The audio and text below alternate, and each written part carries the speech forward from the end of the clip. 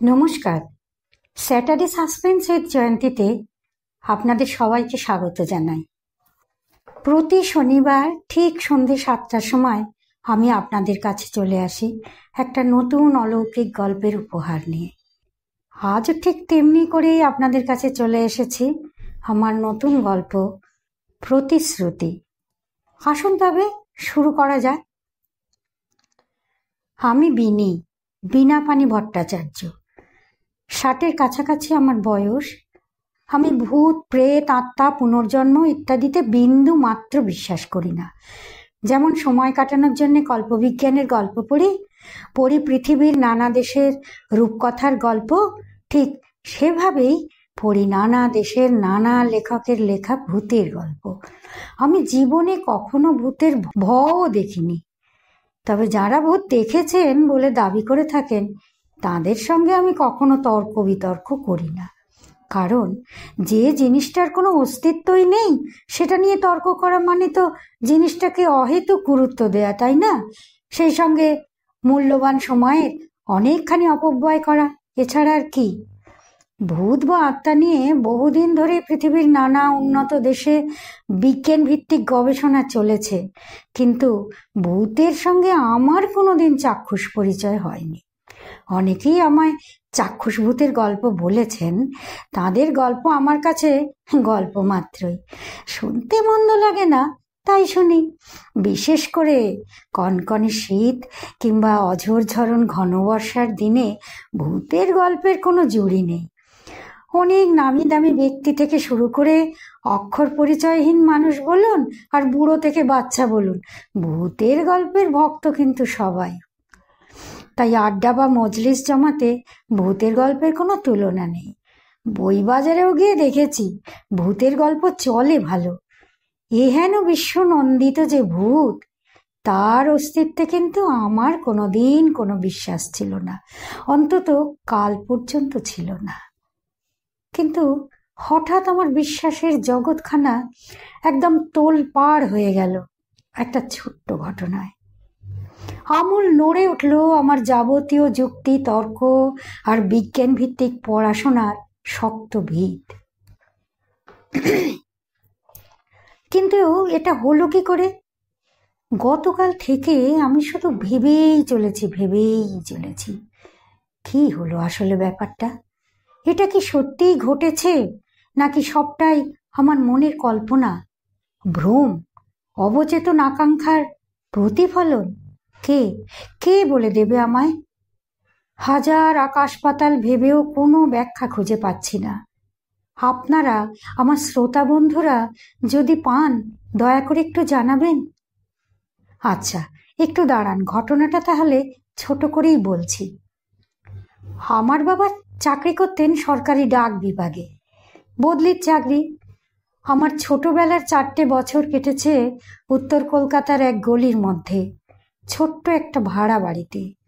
বাগবাজারে গঙ্গার ঘাটের কাছে ছিল আমাদের বাড়ি। গলিটার নাম ছকু খানসামালেন। আমি যে সময়ের কথা বলছি সে আজ থেকে প্রায় 4 যুগেরও বেশি, তা প্রায় 50 বছর আগেকার কথা হবে। আমাদের পাশের বাড়িতেই থাকতো খুশিরা। ওরা ছিল অনেকগুলো ভাই বোন। খুশি ছিল সম্ভবত সেজো বা মেজো, এখন আর ঠিক মনে নেই। তবে ও আমার সমবয়সী ছিল বলে একেবারে গলায় গলায় বন্ধুত্ব ছিল আমাদের দুজনের মধ্যে।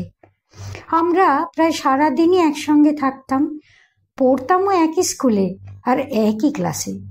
ছুটির দিনগুলোতে নাওয়া খাওয়াও চলতো একসঙ্গে। কোনোদিন ওর বাড়ি তো কোনোদিন আমাদের বাড়ি। একসাথে স্নান আর খাওয়া আমাদের বাঁধা ছিল। আমার দিদি আর আমি ওদের বাড়িতেই খেলতে যেতাম রোজ বিকেলে, কারণ ওরা ছিল অনেকগুলো ভাই বোন আর সবাই ছিল খুব হুল্লোড়বাজ। ওদের বাড়িতে জায়গাও ছিল অনেকটা বেশি। সেবারে পৌষ সংক্রান্তির দিন 2 আগে 2 বাড়িতে ঠিক হলো বাগবাজারের গঙ্গার ঘাটে ভোরবেলা সবাই মিলে স্নান করতে যাওয়া হবে।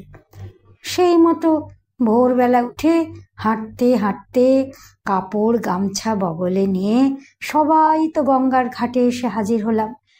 সঙ্গে ছিল আমার এক বাল্য বিধবা পিসিমা।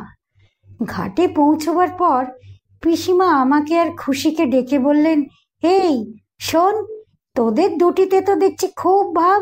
তাহলে এক কাজ কর, তোরা আজ এই মকর সংক্রান্তির দিনে তোরা দুজন মকর পাতা। আমরা অবাক হয়ে বললাম, মকর পাতাবো? সে আবার কি গো পিসিমা? পিসিমা বললেন, মকর হলো মা গঙ্গার বাহন।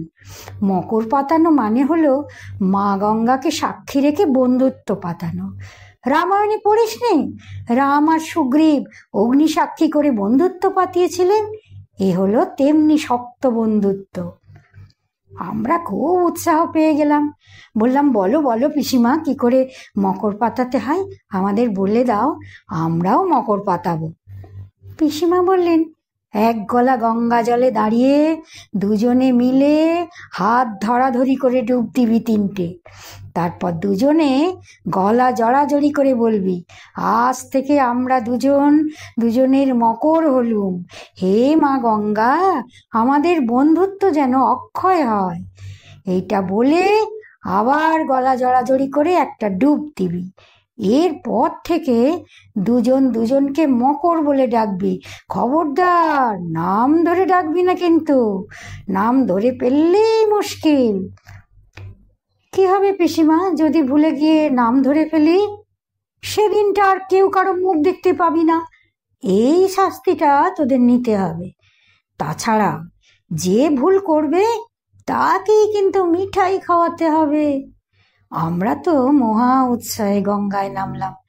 তারপর বড়দের সাহায্য নিয়ে হাত ধরাধরি করে কোনো রকমে এক গলা জলে দাঁড়িয়ে টুপ টুপ করে 3টে ডুব দেয়া হলো। তারপরে দুজনে গলা জড়াজড়ি করে শপথ করলাম, আজ থেকে আমরা দুজনের মকর হলাম। হে মা গঙ্গা, আমাদের বন্ধুত্ব যেন অক্ষয় হয়। এই শপথ বাক্য পাঠ করে দুজনেই হাত ধরাধরি করে আরও একটা ডুব দিলাম গঙ্গার জলে। এরপর থেকে পাড়ার সবাই আমাদের মানিক জল বলে ডাকতে লাগলো। আমরা কেউ কাউকে ছেড়ে থাকতে পারতাম না। ওদের বাড়ি শুদ্ধ সবাই যখন রানাঘাটে ওদের মামার বাড়ি বেড়াতে যেত, তখন খুশি থেকে যেত আমাদের বাড়ি।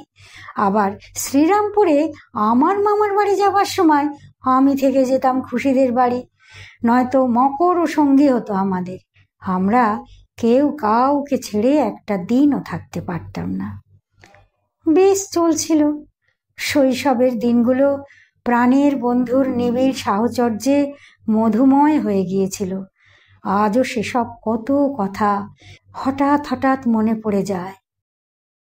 স্কুলে বড়দিনের ছুটি পড়লেই ছাতে আমাদের পিকনিক হতো প্রায় দিন।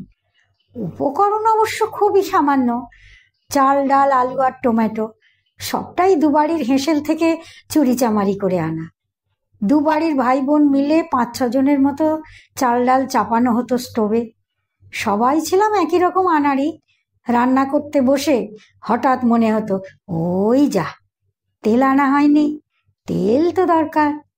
তারপরে মনে পড়লো, নুনও তো আনা হয়নি, নুনও দরকার। হঠাৎ একটা হাতা বা চামচের কথা মনে পড়লো। আবার ছোট ছোট ছোট পাল্লা দিয়ে ছুটতাম, কে আগে যেতে পারে, কে কি আনতে পারে।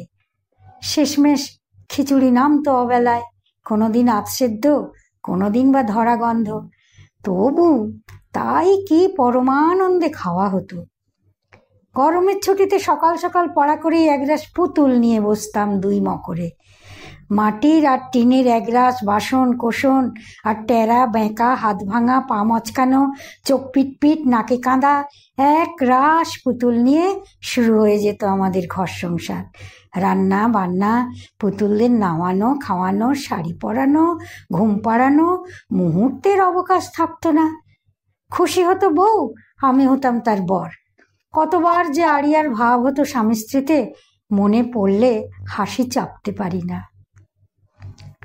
বিকালে আবার ছাদের ওপর ঘর কেটে বউ বসন্তী খেলা হতো। খেলতাম নাম পাতাপাতি। আশপাশের বাড়ির ছেলে মেয়েরাও জুটতো এসে এক একদিন। খেলার ঝোঁকে হঠাৎ হঠাৎ ভুলে গিয়ে নাম ধরে ফেলতাম আমরা। তখন মিঠাই খাওয়াতে হতো। মিঠাই আর আমরা কোথায় পাবো? তখন বাচ্চাদের হাতে কোনো পয়সা কড়ি থাকতো না, তো কাজেই বায়না জুটতাম মায়েদের কাছে গিয়ে। বায়না করে বরফি, নাড়ু, তিলকুট ইত্যাদি সংগ্রহ করে দুজনেই মজা করে খেতাম। ক্লাস 5, 6, 7 আর 8 এই 4টে বছর এই রকম করেই কেটে গেল আমাদের। হঠাৎ একদিন স্কুল থেকে বাড়ি ফিরে দেখি সবার মুখ ভার। জানতে পারলাম আমার বাবার বদলির অর্ডার চলে এসছে। এ পাড়ায় আমাদের খুব মন বসে গিয়েছিল, তাই কেউ অন্য কোথাও যাবার জন্যে একেবারেই তৈরি ছিলাম না। বিস্তর কান্নাকাটি হা হুতাশের মধ্যেই নতুন শহরে যাবার জন্য প্রস্তুতি শুরু হয়ে গেল। বাবা, মা, দিদি মিলে একে একে জিনিসপত্র গুছিয়ে বাঁধা ছাঁদা শুরু করে দিল। আমিও গুছিয়ে বাক্সবন্দি করে নিলাম আমার যাবতীয় বইপত্র, খাতা কলম, রং তুলি আর ড্রয়িং খাতা। মকর সব কাজে আমার সঙ্গে সঙ্গে থাকে, সাথে সাথে ঘোরে। মাঝে মাঝে নির্জন পুকুর পাড়ে গিয়ে 2 মকর ঘাটের সিঁড়িতে বসে কাঁদি আর মা গঙ্গাকে দোষ দিই।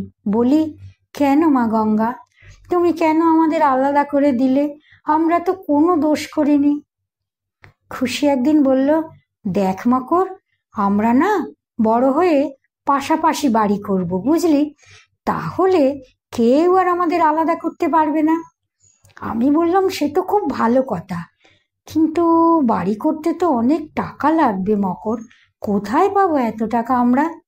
মকর বলল, কেন, আমরা চাকরি করব। প্রস্তাব মন্দ নয়, চাকরি পাওয়াটা যে কিরকম দুরূহ ব্যাপার তা তো আর তখন জানতাম না। সব সমস্যার সমাধান হয়ে গেছে ভেবে দুজনেই খুব আশ্বস্ত হলাম। বললাম, তাহলে ওই কথাই রইল, আমরা দুজনে পাশাপাশি বাড়ি করব, কেমন? চোখ মুছে যে যার বাড়ি ফিরে এলাম।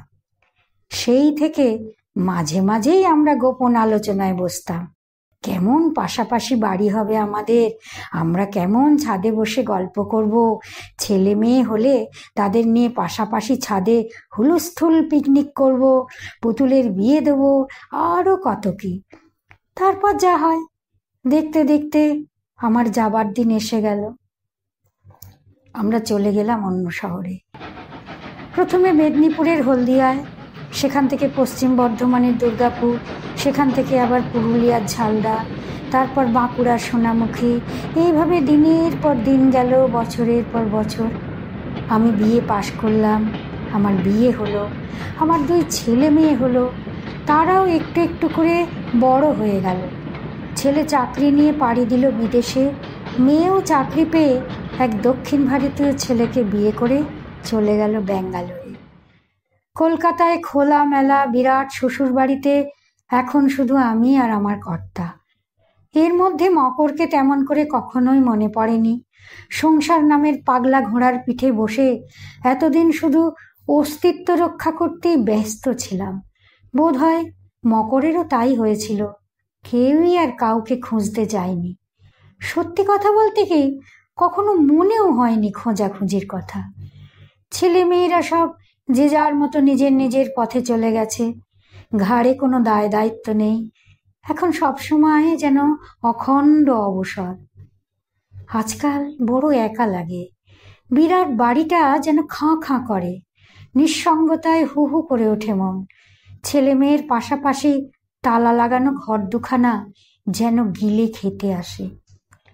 একদিন আমার কর্তা আর আমি মিলে ঠিক করলাম, এত বড় বাড়ি মেনটেন করাও ঝামেলা, বরং পাশের ঘর দুটোয় লাগোয়া একটা আলাদা ছাদে যাবার সিঁড়ি করে দিয়ে যদি সেপারেট করে নেওয়া যায়, তাহলে অনায়াসেই একটা ফ্ল্যাট হিসেবে বেচে দেওয়া যায়। পাশাপাশি একটা পড়শিও হবে, আর সেই সঙ্গে নগদ কিছু টাকাও আসবে হাতে। সত্যি, এই বয়সে মধ্যবিত্তের জীবনে টাকার বড় দরকার, বিশেষ করে যাদের ছেলে মেয়েরা বাইরে থাকে। অগত্যা প্ল্যান মতো ইঞ্জিনিয়ার ডেকে 2 ঘরের একটা সেপারেট ফ্ল্যাট বানানো হলো। তারপর বিজ্ঞাপন দেয়া হলো কাগজে। দক্ষিণ কলকাতায় অভিজাত পাড়ায় 2 BHK ফ্ল্যাট। প্রচুর ফোন আসতে লাগলো। দাম বলেছিলাম নেগোসিয়েবল। ঠিক করেছিলাম যে বেশি দেবে তাকেই দেব।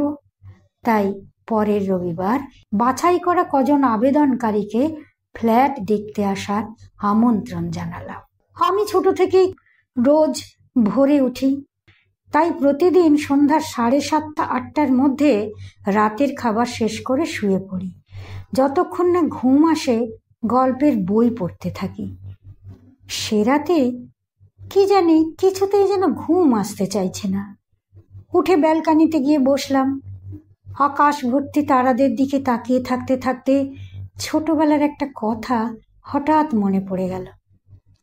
এই রকম কত তারা ভরা রাতে সেই বাগবাজারের ভাড়া বাড়ির ছাদে আমি আর মকর গায়ে গা লাগিয়ে বসে তারা খসা দেখতাম। একটি তারা মাটির দিকে ছুটে আসার সঙ্গে সঙ্গে একটি প্রার্থনা জানিয়ে মাথার একটি চুল তুলে উড়িয়ে দিতাম বাতাসে। সেই সঙ্গে তারার কাছে জানাতাম একটি প্রার্থনা। এমনি করে কতদিন কত উইশ ভেসে গেছে দুজনের হাওয়ায় হাওয়ায়। বলে দিলে আর ফলবে না, এই ভয়ে কেউ কাউকে কখনো জানাতে পারিনি কি প্রার্থনা ছিল আমাদের মনে। কি জানি সেই বাকি চাইতো।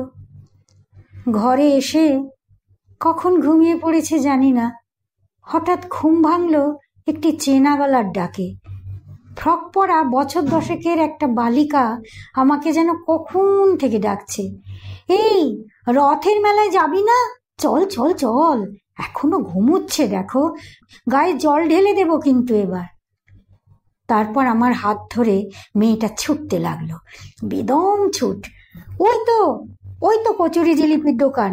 মেয়েটা বলছে আমায়, খা খা, দুটো আরো বেশি জিলিপি খা, ওটা তোর পাওনা।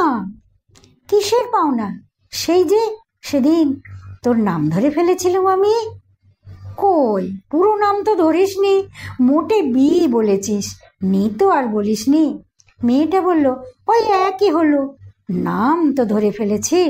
নে নে নে ধর, রস গড়াচ্ছে, এই দেখ আমার জামায় রস লেগে গেল। আমি ওর হাতখানা ধরে আমার হাঁ করা মুখের কাছে এনে জিলিপি খেতে লাগলাম। হঠাৎ মেঘ ডেকে উঠল।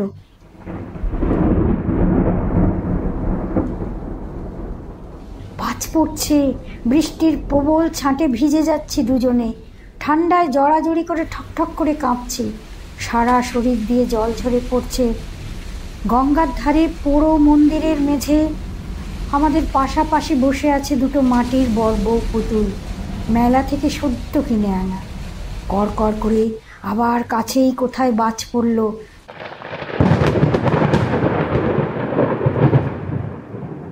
ভয়ে আমরা দুজনকে প্রাণপণে জড়িয়ে ধরলাম। কাঁপা গলায় জোরে জোরে আওড়াতে লাগলাম, লেবু পাতা করম চা, হে বৃষ্টি ধরে যা, লেবু পাতা করম চা, হে বৃষ্টি ধরে যা। কিন্তু বৃষ্টি থামছে না কিছুতেই।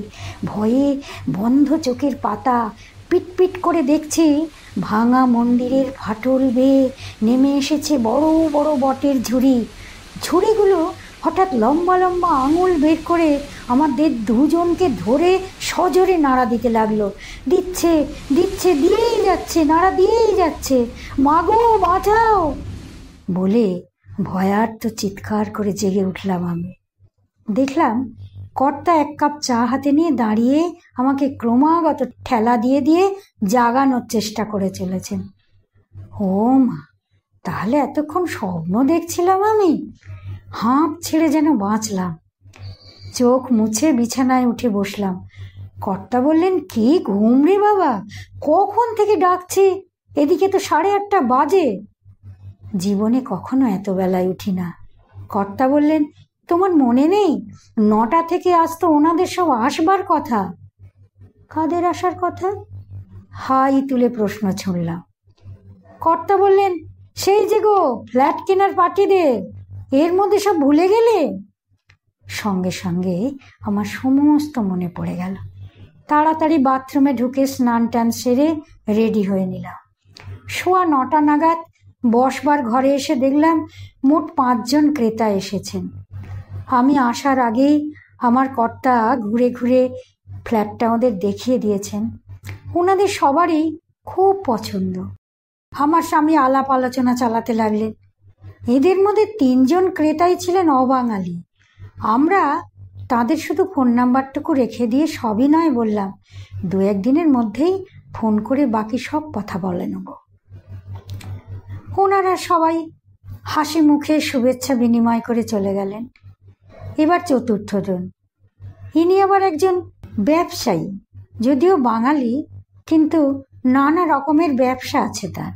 তিনি শুনলাম ফ্ল্যাট কিনে আপাতত রেখে দেবেন, মাঝে মাঝে আসবেন বন্ধু বান্ধব মিলে, তবে পরিবার পরিজন নিয়ে বসবাস তিনি করবেন না। পরবর্তীকালে ভালো দাম পেয়ে গেলে বিক্রি করে দেবেন ফ্ল্যাটটা। ভদ্রলোক অকপটে জানালেন এই রকম ফ্ল্যাট কেনা বেচা করাই তার নাকি ব্যবসা।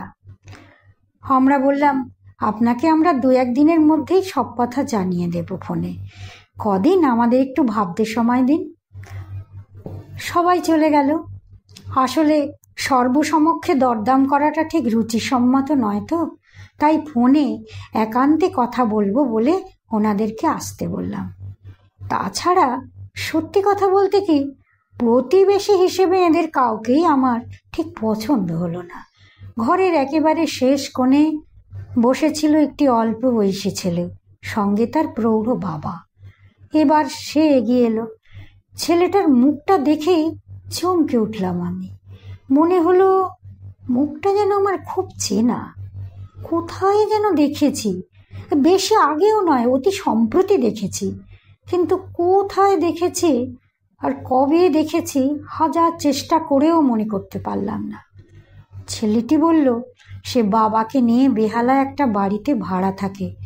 সম্প্রতি তার মা মারা গেছেন ক্যান্সারে। ওইখানে মানে ওই বাড়িতে তাই আর থাকতে চাইছেন না ওরা। তাছাড়া এত টাকা বাড়ি ভাড়া দিয়ে পরের বাড়িতে না থেকে কিছু লোন নিয়ে নিজস্ব একটা ফ্ল্যাট কিনে নেওয়াই ভালো। একটু একটু করে মাইনে থেকে ঋণ শোধ হয়ে যাবে। আমি জিজ্ঞাসা করলাম কিসে চাকরি করো তুমি?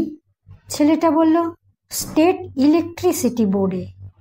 দেখলাম সরকারি চাকরি, ছোট পরিবার, তার উপরে বাঙালি। আমার স্বামী তক্ষুনি রাজি হয়ে গেলেন। সই করে অ্যাডভান্স নিয়ে ওদের কাছাকাছি যে কোনো একদিন চলে আসতে বললাম আমি। ছেলেটি আর তার বাবা খুব খুশি হয়ে চলে গেলেন। কিন্তু আমি তখন থেকে শুধু মনে করার চেষ্টা করছি ছেলেটি কে, কে ছেলেটা, কোথায় ইদানিং দেখেছি যেন ওকে, কিন্তু কিছুতেই মনে করতে পারলাম না। অল্প কিছুদিনের মধ্যেই আমাদের ফ্ল্যাট বিক্রির সমস্ত অফিসিয়াল কাজকর্ম মিটে গেল। সেদিন ছিল 1 বৈশাখ, শুভ দিন বলে ওরা বাপ বেটা সকালেই মালপত্র নিয়ে চলে এলেন। বিকেলের দিকে আমি ভাবলাম যাই একটু দেখা করে আসি গে, বাপ বেটার সংসার, দরকার হলে সাজানো গোছানোর কাজে একটু সাহায্য করে দেব, শত হোক প্রতিবেশী তো। ফ্ল্যাটের দরজায় গিয়ে নক করতেই ছেলেটি এসে খুলে দিল। ঢুকতেই দেখলাম ঠিক উল্টো দিকের দেয়ালে ঝুলছে একটা মস্ত বড় অয়েল পেন্টিং।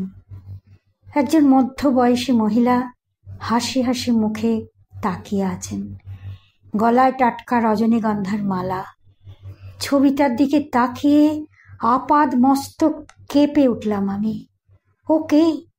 কে ও দেয়ালের গায়ে ফটো ফ্রেমের মধ্যে থেকে হাসি হাসি মুখে তাকিয়ে আছে আমার দিকে? আমি যেন কথা বলার ক্ষমতাটুকু হারিয়ে ফেলেছি। কিছুক্ষণ ছবিটার দিকে এক দৃষ্টে তাকিয়ে থাকার পর অতি কষ্টে শুকনো গলায় ছেলেটিকে জিজ্ঞেস করলাম, ইনি তোমার কে হন? ছেলেটি বলল, উনি আমার মা। বুঝতে পারলাম এবার কেন ওর মুখটা প্রথম থেকেই আমার এত চেনা চেনা লাগছিল। বললাম, তোমার মায়ের নাম কি খুশি? ছেলেটা খুব অবাক হয়ে তাকালো আমার দিকে, বলল, হ্যাঁ মাসিমা, আপনি কি করে জানলেন? আমি বললাম, বাগবাজারে তোমার মামার বাড়ি, ছকু খান সামালেনে। ছেলেটি এবার আরো অবাক হয়ে বলল, হ্যাঁ মাসিমা, আপনি কি মাকে চিনতেন? আমি উত্তর না দিয়ে কেবল একটা দীর্ঘশ্বাস ফেলে সোফায় বসে পড়লাম। মকরের ছবিটার দিকে তাকিয়ে মনে মনে বললাম, সেই পাশাপাশি বাড়ি হলো আমাদের, কিন্তু তুই তুই আজ কোথায় রইলি মকর? হঠাৎ আমার স্পষ্ট মনে হলো দেয়ালে ঝুলন্ত ফটোটা যেন সজীব হয়ে উঠেছে। টানা টানা উজ্জ্বল চোখ দুটো হাসছে, ঠোঁট দুটো নড়ছে, আর ঠিক সেই সময়েই কে যেন ফিস ফিস করে আমার কানে কানে বলল, আমি তোর স্বপ্নে থেকে গেলাম রে মকর, সামনে আর আসা হলো না। ভালোই হলো বল, সামনে এলে যদি নাম ধরে ফেলতিস। এই যে একটু আগে ধরে ফেললি আমার নামটা। আমি বললাম, কই, কখন আবার তোর নাম ধরলাম আমি? কানের কাছে ফিস ফিস শব্দ বলল, এই তো ধরলি, আমার ছেলেকে বললি না তোমার মায়ের নাম বুঝি খুশি? সামনে থাকলে আজ ঠিক মিষ্টি খাওয়াতে হতো তোকে, এমনি ছাড়তাম নাকি? আমি জল ভরা চোখে ছবিটার দিকে নির্নিমেষে তাকিয়েই রইলাম শুধু। একটি কথাও জোগালো না মুখে। মকর কিন্তু তখনও সমানে হেসে চলেছে। তার চোখ, মুখ আর ঠোঁট দিয়ে উপচে পড়ছে হাসি। বহুদিন পরে প্রিয় বন্ধুকে কাছে পাবার অনাবিল আনন্দের হাসি, কথা দিয়ে কথা রাখতে পারা বিজয়ীর হাসি। নমস্কার, আমার গল্পটি এখানেই শেষ হলো। এতক্ষণ আমার সঙ্গে থাকার জন্যে সমস্ত শ্রোতা বন্ধুদের ধন্যবাদ জানাই। এরকম গল্প নিয়মিত প্রতি শনিবার শুনতে হলে আমার চ্যানেলটিকে সাবস্ক্রাইব করবেন, আর দয়া করে কমেন্ট করে আপনাদের মূল্যবান মতামত জানাবেন। আজ তাহলে আসি, শুভরাত্রি।